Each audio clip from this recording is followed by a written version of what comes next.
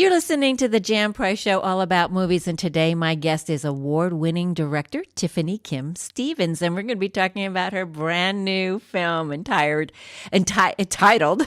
excuse my tongue's not working properly, Trigger Happy.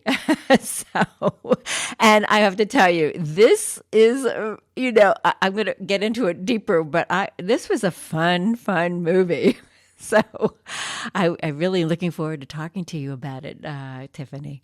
Thank you so much for having me. This is really exciting. And thank you so much for taking the time to watch the movie. It is a funky one.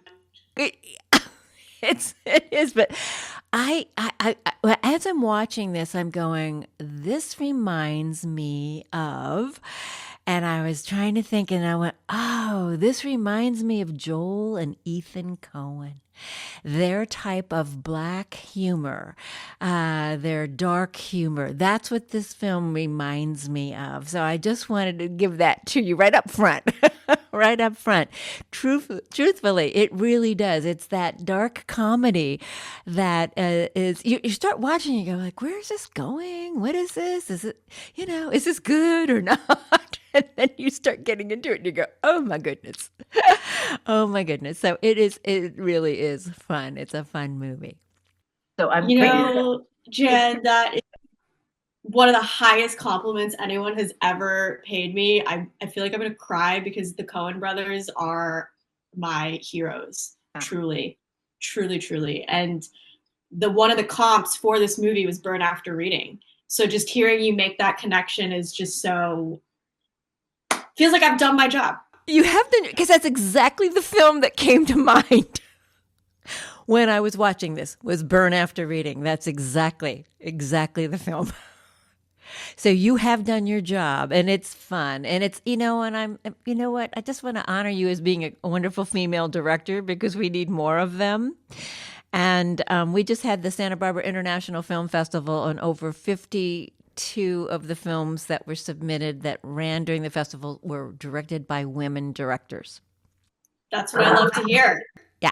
And we need more and more to hear the voices of women, obviously. So, yeah, kudos to you, too, because you've done a lot of other things, too. So this one's just fun. So let's talk a little bit about the storyline so our listeners know what Trigger Happy is all about. Yeah, we are set in a 50s inspired world where gender roles are reversed, and it is a dark comedy about a repressed husband who attempts to murder his breadwinning wife for life insurance. And she wants to kill him too. And she fantasizes about killing him too. Haven't we all done that when we've been married? Fantasizing our husband or wife's death. It's a fun fantasy to go to sometimes when we're upset. Yeah, it is. And then you just go, okay, I'm never going to do that because it's not worth going to jail for. It just, that's always the other thing you go, yeah, is it worth it? No. How about a divorce? We'll just go that route instead. So you were involved. Tell me a little bit about the storyline. You were involved in the storyline itself, but you didn't actually write the script. So talk a little bit about that. Correct. I originally came up with the seed of the idea, which were inspired by my parents. This being the first movie that I ever make, I wanted to honor the first people I had ever met, which are my parents. And I knew that I needed to have someone on board that understood comedy, satire, had a dry sense of humor, an absurdist perspective on life. And I brought Daniel Moya on to be able to make the script and story what it is today. But we did develop the story together, and he really was the one who put pen to paper to really give it that entertainment factor. So this is based on your parents? Correct. Yeah, this is based on my parents. What's super interesting to me is that my parents are much older. They're in their 80s now. And so they grew up in a time where gender roles were very, very rigid. Not that they still aren't now. It's more flex now. But back then, during their formative years, very, very rigid. And my dad is the man of the house and my mom is the woman of the house. And, I think there's this idea of like, really sticking to those, conforming to that societal expectation. And I could see there are moments where, I do want to see my dad cry and have the ability to cry. And I do want to see my mom be able to stand up for herself and stand firm. And this was a way to be able to give my father a feminine voice and my mother a masculine voice by being able to, you know, create these characters and flip their roles. At the same time, I did not want to go into this film with a really clear agenda. I wanted to really just explore the nuance of what it is without shoving it in people's faces. Right. Very interesting that you want to do the role reversal. Certainly, this is a 19, you're right. It's a kind of that 1950s mindset. How that ever happened, I do not know. But I'm an aficionado of, I love old movies, Turner Classic Movies. It's really basically what I watch mostly. And you go to the 30s and the 40s, and there's strong female characters, Barbara Stanwyck and Betty Davis, and, goes on and on and on, Joan Crawford. And then we go to the 50s, and it's a whole nother world, and it's fascinating, especially when we, during the 40s, when there was the war, that the women were the ones who stepped up to help in the, in fighting the war, Rosie the Riveter, and, and women took on male roles. I don't know what transformed everybody back in the 50s that changed it all. And then we had to, I think they went to sleep. And then they had to start waking up again in the, in the late 60s, 70s, when the women's movement started all over again. But I think this is fascinating that this film takes it, in a different way, using those archetypes, let's say, in this film. So how did you, you said you didn't go into it having a set agenda. So how did that all change over the time period when you were doing this film?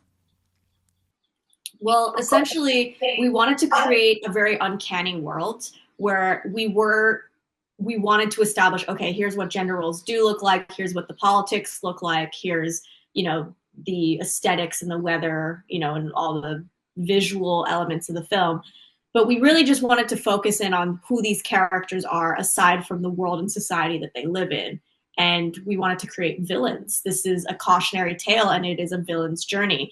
And one thing that having grown up in Hong Kong and watching a bunch of international movies versus American movies, is that villains are not very represented as the main character.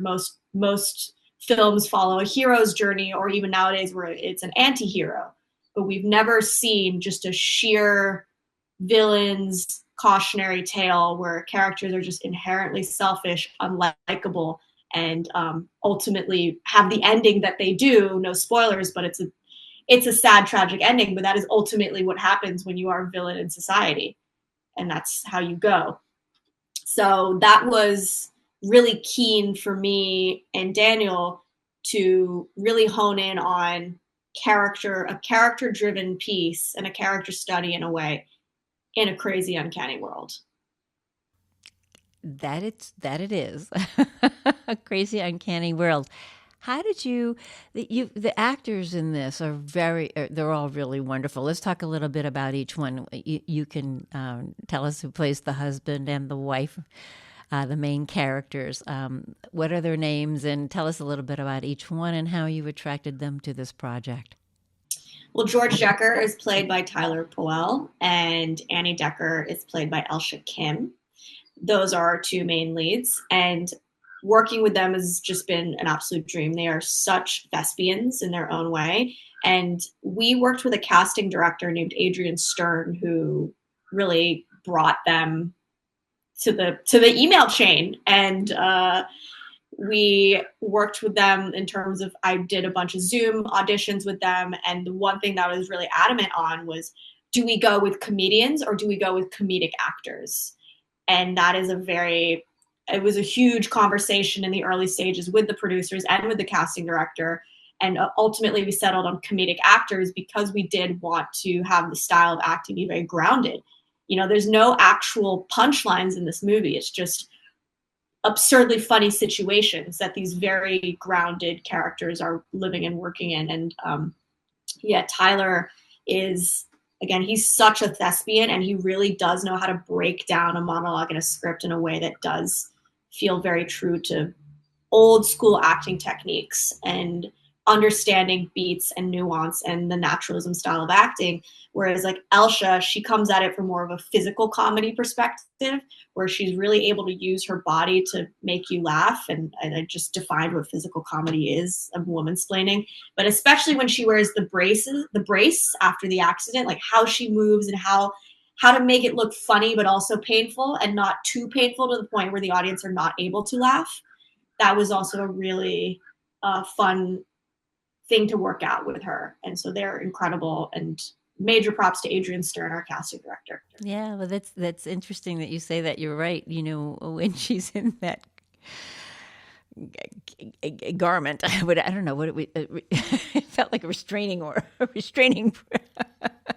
It is. It's like she made it look humorous, but not too humorous and not too painful. So there was that fine line that now that you bring that up, you're exactly right that there was this fine line, and it was perfectly done. Interesting because her part is more of the physical humor in this. So yes. It was good that she is more of that kind of an actress, that she could do the physical humor in this. You know, again, the bottom line of this, though, is money. Lack of money. And that's the situation that so many people find themselves in generally, but even it seems like even more so as time goes on here. So that's, you know, it's interesting how people fantasize again, and not that I felt like more of their issues, even though the relationship wasn't that good, was really around money and who was the breadwinner and who brings in the money, and and the husband's life is just totally miserable. I mean, he absolutely cannot stand what he's doing, and his boss. Tell us about that, the woman who played his boss, because that's also very fun in this film. Oh yes, Lucy Berger, played by Caitlin Duffy. I wanted Lucy Berger to be an authoritarian dictator that runs her show like a tight ship, and she leads with fear because she is so scared herself. She has been given this company by her mother. She's overcompensating. You know, she hasn't worked a day in her life, and now all she has is the only power she has is to yell at her employees and make them feel small. And she is the ultimate bully. Again, another villain. She represents to me what a high school bully is in the workforce. And she is scary, and she takes no crap from people. And that definitely plays into the dynamic of her and George, especially since George is older than her. And even though there's this idea of like in society, we know to respect your elders, she doesn't care. She's a selfish, spoiled bully brat. And that's what I wanted to depict. Gee, I wonder who that reminds us of. I don't know. A female incarnation of that. And let's talk about the friends, the husband and wife that are their friends, because they were also very wonderful. I mean, because everybody's very is so much a part of the story. It's not like, yes, you have the main characters, but the other characters are as strong and as important to this film as the main characters are. They support the main characters, let's say. So let's talk about the friends, because they were also very, very, I mean, the wife, the woman who plays the wife is stunningly gorgeous.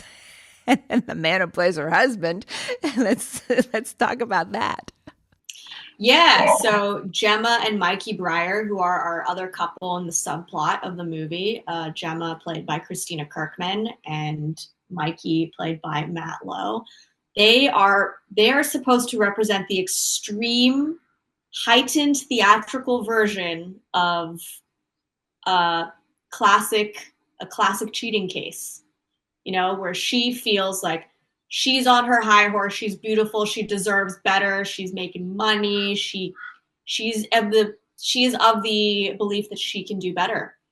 And he's trying to compensate for the fact that he doesn't feel like he's good enough. So he's trying to start his own business. He's trying to, be the best partner that he can be. But regardless, it's not his fault. And so that's the classic case of like so many, again, I guess, housewives see their cheating husbands all the time. And they think, is it me? Am I doing good enough? Am I baking enough? Am I cooking enough? Am I sleeping with them enough? And it's really not their fault. It just comes down to sheer selfishness and ego. And that's what they represent. And the fact that it also intertwines with the couple where Mikey thinks it's George just adds a little more drama and a little more stakes to the story. So this film is could also be subtitled Anatomy of a Marriage. Of marriages. Marriages, for sure. Where did you film this and how long did it take to film it? We shot this in LA within the 30-mile zone. So yay production in LA, yay production California. Okay. And we shot it over 15 days. Oh my goodness. Wow. That's amazing. That is amazing. Yeah. Thank you. You're welcome. When did you do this after the pandemic? We shot this in 2023, but the pandemic protocols were still in place during that time. I love the set design. Now let's talk about those turquoise appliances. Where did they come from? I love them. That's one of my favorite colors, but I have not seen it too much in appliances. Yes. So there is, first of all, our production designer, her name is Dorothy Zhu. She's incredible. We talked about color theory a lot in the early stages of pre-production. And one thing that we talked about was food and science and the science of food. And one of the colors that makes people not want to eat something is blue. It is a color that, it looks poisonous to people subconsciously. It's not a comforting, sumptuous color to eat. And we said, well, the Decker home is supposed to represent the opposite of comfort. It's not a safe place. It's a horrible, you're constantly feeling on edge as the people who live there. And we went with turquoise blue appliances because it is the opposite of sumptuous and it makes you not want to eat food in that kitchen. And that it does, I guess. It definitely does. I love the message on the refrigerator. Yes. Pray vacuum. Eat, pray, vacuum. Yeah. Who thought of that? I did. That was me. And it's very prominent throughout, so you can't miss it. If you missed it the first time, you won't miss it the second or the third. That was cute. That was very, very cute. What was the most difficult part of filming this? I want to say the most difficult part, but was also a blessing in disguise, is the fact that we got to work with squibs and prosthetics and set weapons. And as a filmmaker, that's the Hollywood stuff you dream of, being able to, rig some blood and have those stunts and those practical effects. And it's such a cross collaboration between the art department, the weapons department, the stunt department, and the costume department. And you're working in tandem with everybody. And the really challenging part is actually the time sink of the cleanup between takes. So you shoot a take, the squib goes off, the blood goes off, there's blood all over the floor, and you have to reset for the next shot. So the next take. So you got to change the costume. You got to wipe the floor. You got to reset the BB gun with the blood squib. You got to repump the blood into the rig. And that reset time is long and laborious, and that was a challenge in terms of time on set. Right, and especially when you're, an independent film and you don't have a big budget, and you're filming this quickly, you have to keep moving. So yeah. So how many takes did you? I mean, so many people, even the pros in the business. I mean, Clint Eastwood is famous. He likes one take. Let's just do it. I was reading, something about Barbara Stanwyck. She was always best on her first take. So George Cukor, who worked with her, said he had everybody all set up and got everything done and everything else taken care of because he knew that it was going to be lightning in a bottle when she came on that set and did her one take. So, And I think, I mean, but there are other directors who like to do over and over and over and over and over again. And therefore, it is, not as much fun on the set when they do that. So for you, when you're working with those kinds of time limits and budget limits, what was that like? How many takes did you take of each of those kinds of scenes when you had to? Yeah, so I pride myself on 3 takes max. Yeah, and one thing, especially with these more rehearsal time on those days than we did usually, and it came to the point where Shawnee Bryan, our DP, had like the muscle memory of just being able to do it and hit the take. Same with our gaffer stunts off camera to shoot. So we maybe had 12 rehearsals with 3 takes max. So, all right. So Trigger Happy is out, and where can people see it? People can watch Trigger Happy on Amazon, Apple, YouTube, Vimeo, in the comfort of your home. Great. Well, everybody seek it out. It's a fun film, and watch it with your significant other. I think it'll stimulate a conversation for sure. And as I said, it is in the style of Ethan and Joel Coen. And if you love the Coen brothers, you will really love Trigger Happy. So seek it out. Oh, Tiffany, thank you so much for being on the show. I look forward to having you back. Wish you the best.